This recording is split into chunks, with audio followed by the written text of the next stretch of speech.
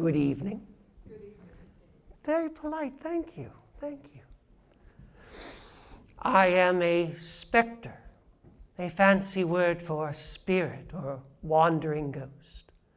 I am mythic, but I am not a myth.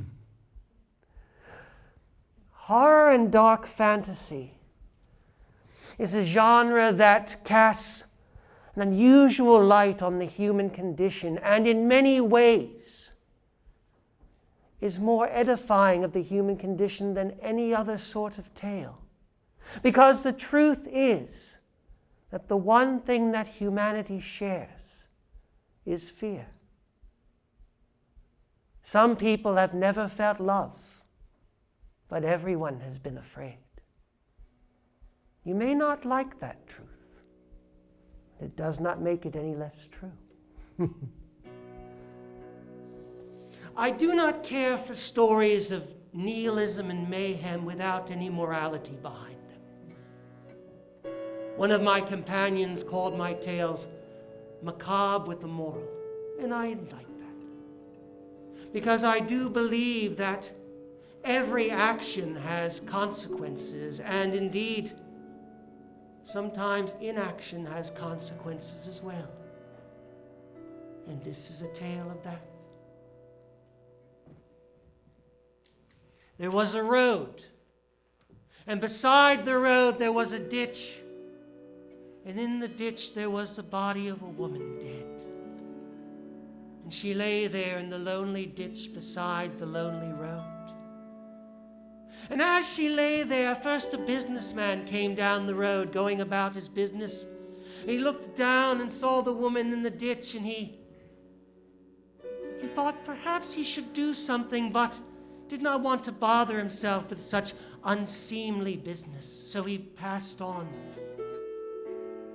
Then an old woman came down the road, and she also saw the woman's body lying in the ditch. And she was about to pass on when she looked down at her shoes, and they were worn right through to the bottom. And the woman in the ditch looked to have a fine pair of boots on her. So she went down into the ditch and she pulled off the woman's boots and she tried them on, and they fit perfectly. So she went off down the road wearing the dead woman's boots and thinking herself quite clever. Then a young man came down the road and he saw the woman lying there, and he thought, I wonder if she has any money, for I am quite poor. He went down and searched through her pockets and found a large bag of gold, and thought himself very lucky, and headed down the road to the nearest tavern. Then a minister came down the road, and he saw the woman's body, and he shook his head and said, what a sad, cruel world it is. And he went on, still shaking his head. Then a young boy came down the road. But he was a young boy in age alone. For years before, he had run off to the war with tales of adventure and excitement in his brain. And in those years and in the war, he had seen things and heard things that a young boy should never see or hear. He returned home from the war like so many others, much older, much wiser, much sadder. He continued down the road and he saw the woman's body lying there, and he stopped. And he remembered his comrades in battle. He was a drummer boy in the platoon. And he remembered the soldier's greatest fear was to die on the battlefield and be left there alone, forgotten, unmourned. And the boy would not let that happen to this woman. So he walked down into the ditch, and he picked the woman up and he put her on his shoulders, and he continued down the road until he found a churchyard. He walked into the churchyard. He found a nice spot underneath a fine tree. He dug a grave deep and laid the woman's body gently into the grave. Then he covered the grave and left his shovel there as a marker for the grave. And he he said a prayer for the woman. And then finally he took his drum and he played a military dirge for her on the drum. And he felt satisfied. He gathered his things and he continued on down the road. Now, by this time the sun was setting. Night was falling and the boy was quite tired, so he found a nice grove of woods and a tree to sleep under. He made a small fire to warm himself and curled up under the tree, sound asleep. But in the middle of the night, the boy heard a sound that woke him. And when he awoke and looked up, there was the woman's ghost standing over his body. And the boy threw up his hands and said, "Spirit, please leave me. I've done you no harm. What do you want with me?" And the woman's spirit said, "Quickly, take my hand. We don't have much time. Come.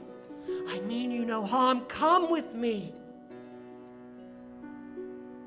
And the boy's curiosity got the better of him, and he stood up and tentatively he took the spirit's hand, and instantly he and the spirit were flying through the air, flying over the earth, traveling far faster than any human could, for travel in the spirit world is not like the human world.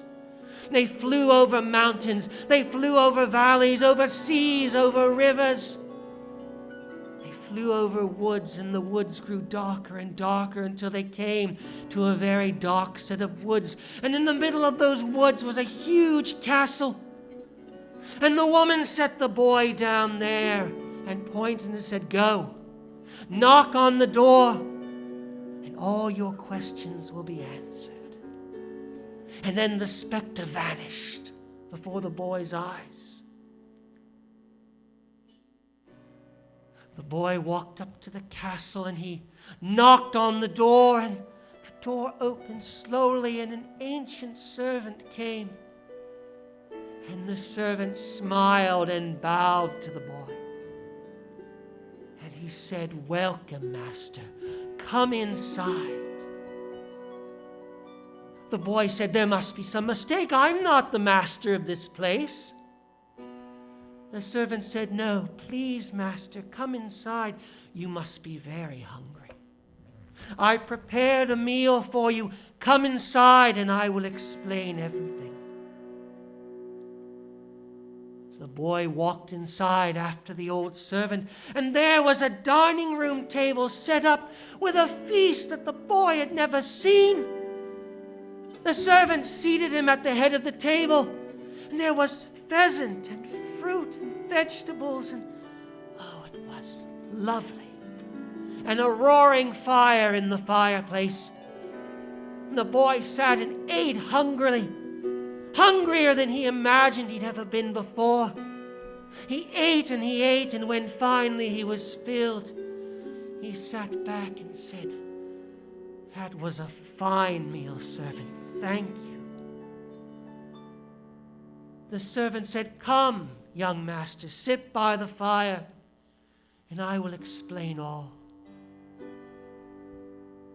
The mistress of this house is dead. I served her for most of my life. And I would like to say that the mistress was a good woman, but that would be a horrible lie. She was a terrible, wicked, evil woman.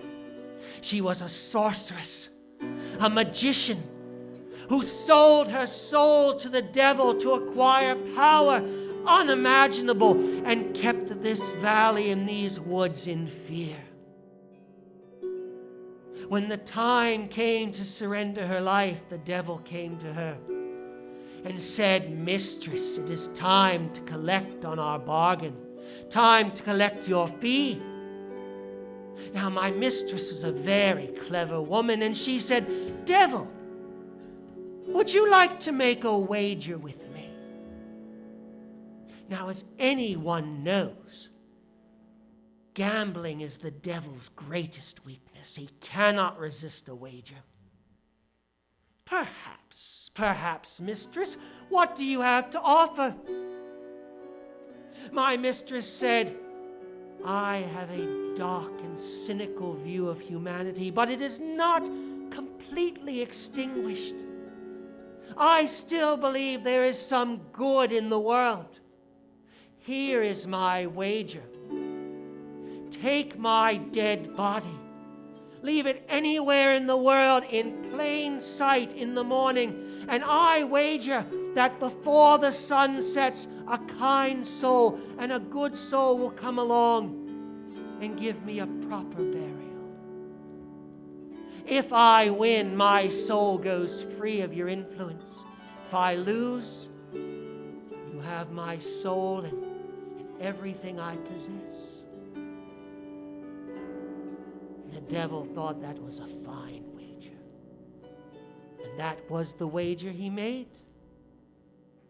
And you, young master, with your kindness, have fulfilled the mistress's bargain. You freed her soul. This castle is yours.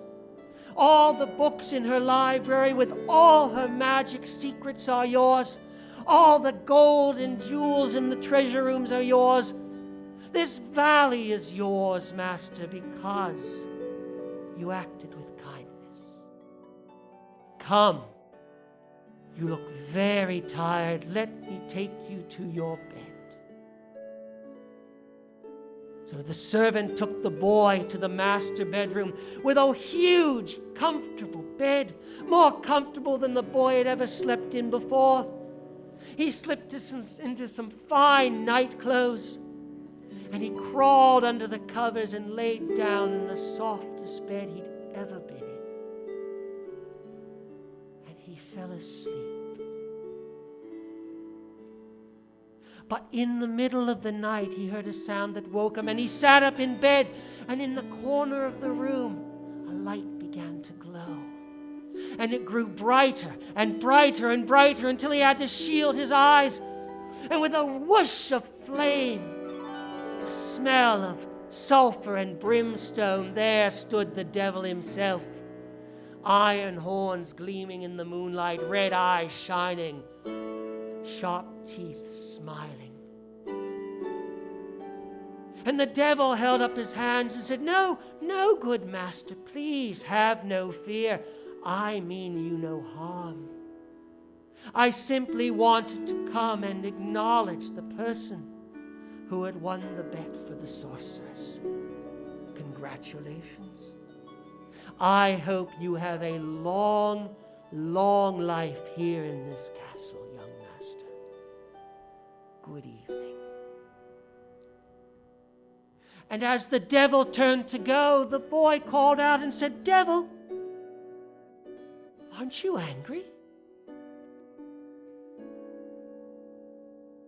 The devil turned back with a genuinely puzzled look on his face. "Angry, good master? No, why would I be angry?" The boy said, "Well, I won the bet. The mistress's body was buried before sundown. Her soul is free. You've lost." And the devil smiled an evil smile, more evil than the boy had seen, and it chilled him to the bone. "Lost, good master? Oh, I don't know how you can say that. 4 people saw the woman lying in the ditch. 2 passed her by and left her body lying there without a second thought. I have their souls. 2 others came along and robbed from her dead body. I have their souls." And as the devil spoke, he began to fade into nothingness, leaving only his smile behind. "And you, good master, after a long, long life of having unlimited wealth and power at your disposal, well, who's to say what will become of your soul?" And the devil laughed a wicked, wicked laugh, only his smile there in the air, and then that too was gone.